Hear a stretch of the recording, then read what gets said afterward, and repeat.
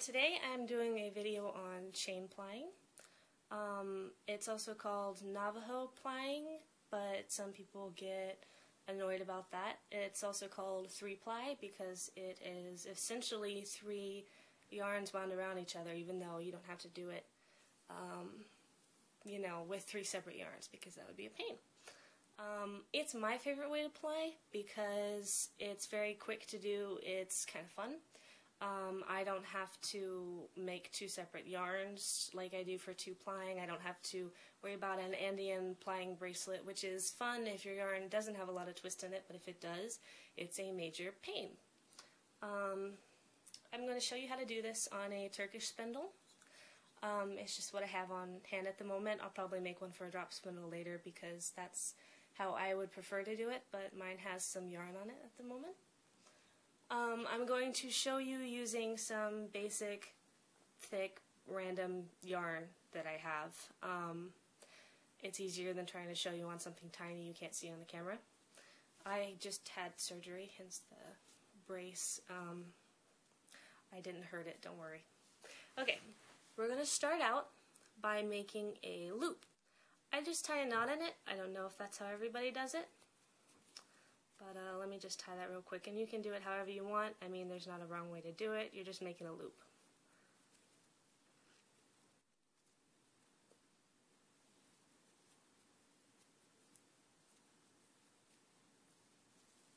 There you go. A loop. We're going to have to put it on the spindle later because if I had a drop spindle, I would hook this onto the hook, and it would be a little bit easier to work with. But for the time being, we're going to have to apply some of this by hand and then put it on the spindle. Okay, so you take your loop and you put your thumb in the bottom of it. You're going to stick your finger and your thumb through the loop you just made, right?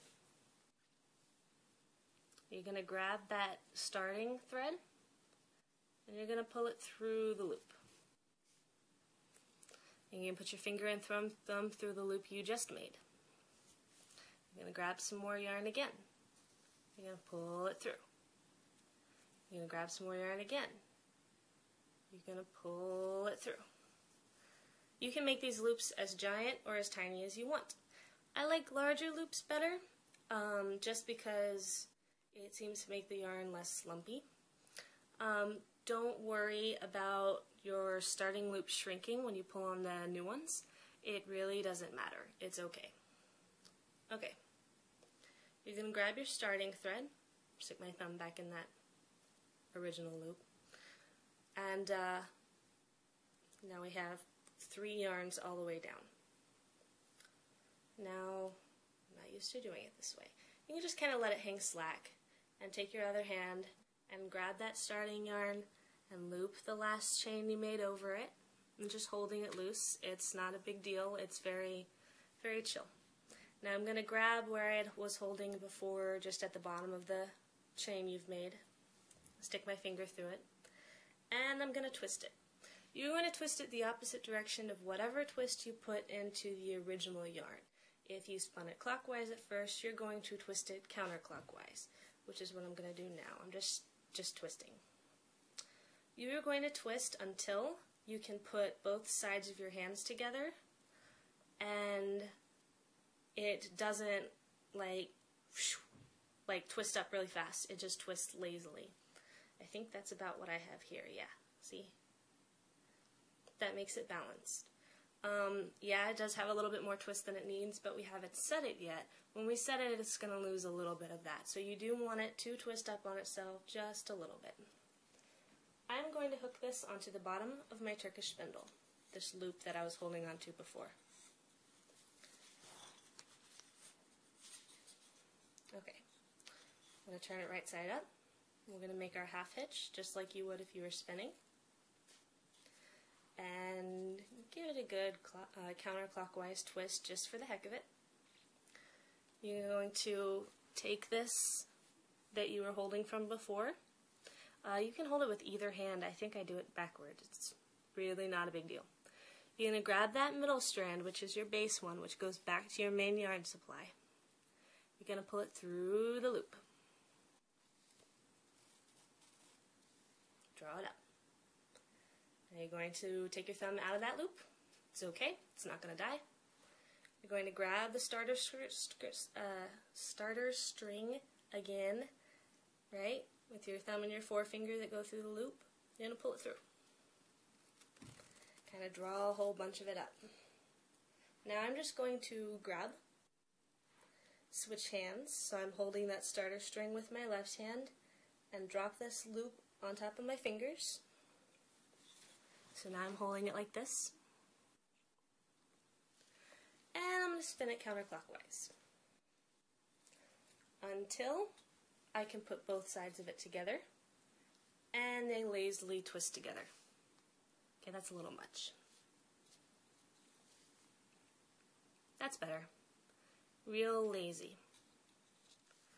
Now I'm going to pop it off the spindle, wind it on,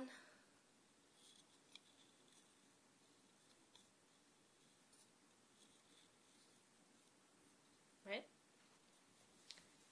I'm going to do my half hitch, stick it back on the spindle, give it a counterclockwise twist just to put a little bit more in. Okay, I'm going to do this one more time. Going to grab that starter string. We're just switching hands again, that's all that is. Pull it through. Stick your forefinger and thumb in there again. Grab the starter string. Pull it through. And I can make this real big if I want, and it's not going to change anything. Just makes it go a little faster, which is awesome. Okay. Now I switched hands again. It's in my left hand now, just so I can spin with my right. Really, you can do whatever hand you want. And I'm going to spin it counterclockwise.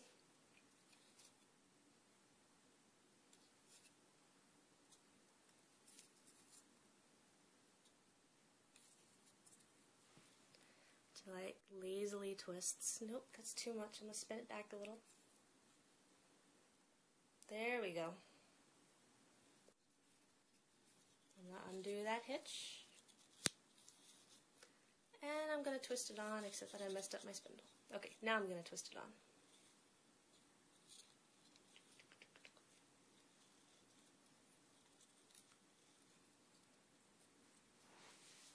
And half hitch.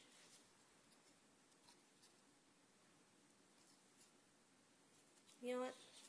Okay. Let's just cut this so I can show you how to end it once you're done plying.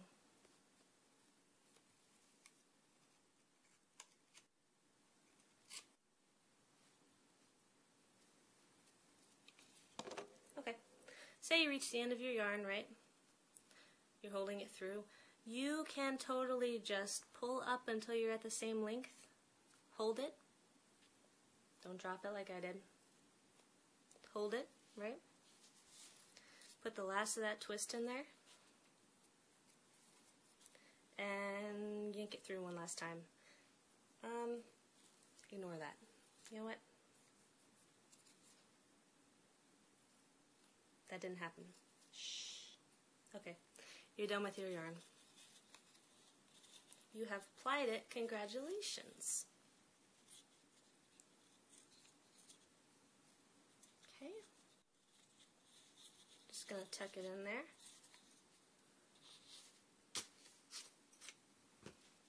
Pull apart my spindle. I have a little ball of plied yarn. Yay, win! Ta-da! And that's a 3-ply. That's how you do it.